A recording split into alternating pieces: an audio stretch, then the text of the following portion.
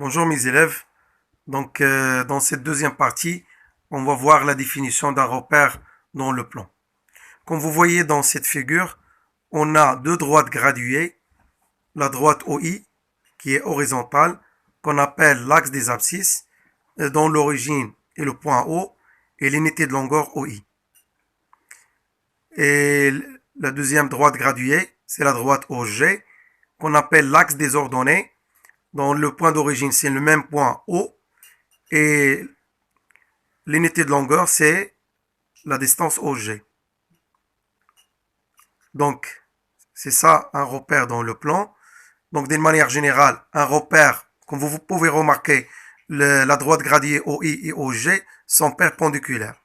C'est pourquoi on parle d'un repère orthogonal dans le plan. Donc c'est ça la définition d'un repère dans le plan. Un repère orthogonal dans le plan donc est constitué de deux droites graduées OI et OG qui sont perpendiculaires en un seul point O. On dit que OIG est un repère orthogonal dans le plan. Voilà. Donc l'axe horizontal, ça s'appelle l'axe des abscisses, et l'axe vertical, ou la droite graduée verticale, s'appelle l'axe des ordonnées. Et le point O s'appelle l'origine des repères. Donc on appelle OI l'axe des abscisses, hein, on a déjà vu ça, et OG l'axe des ordonnées. Donc on a un cas particulier, c'est l'unité de longueur de l'axe des abscisses OI égale l'unité de longueur OG de l'axe des ordonnées. C'est-à-dire OI, c'est la distance OI égale à la distance OG. Dans ce cas, on dit que le plan est muni d'un repère orthonormé. Orthonormé, ortho ça veut dire orthogonal, normé, ça veut dire que les unités de longueur ont la même valeur, c'est-à-dire OI égale à OG. On symbolise le repère dans le plan avec OIG. Alors, dans cette partie, on va voir les coordonnées d'un point. Alors, prenons un exemple. On considère un repère OIG, un repère orthogonal dans le plan OIG. Donc, OI, c'est l'axe des abscisses, OG, c'est l'axe des ordonnées.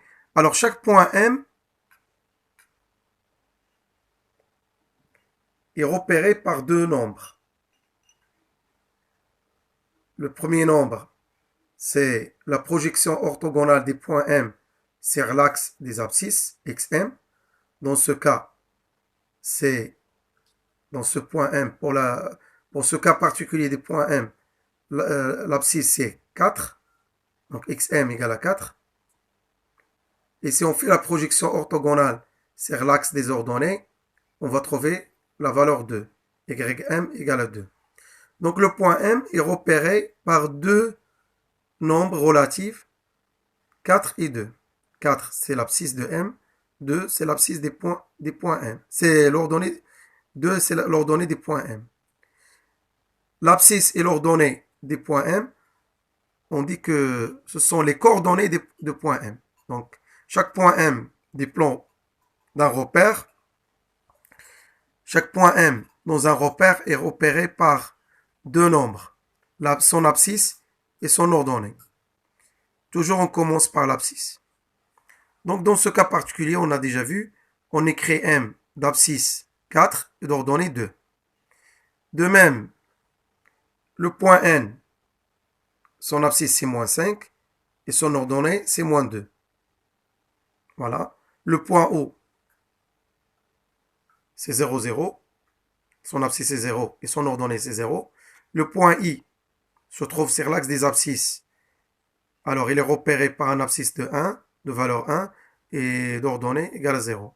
Le point G est repéré par un abscisse 0 et d'ordonnée égale à 1.